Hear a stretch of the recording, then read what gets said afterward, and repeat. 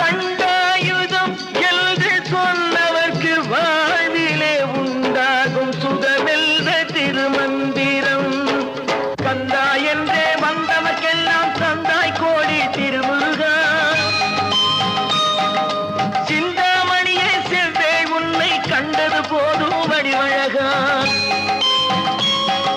கந்தா என்றே வந்தவர்க்கெல்லாம் தந்தாய் கோடி திருமுருகா. சிந்தாமணியே செவ்வே உன்னை கண்டது போதும் வடிவழகா. அடியவர்க்கு ஒரு விருந்தே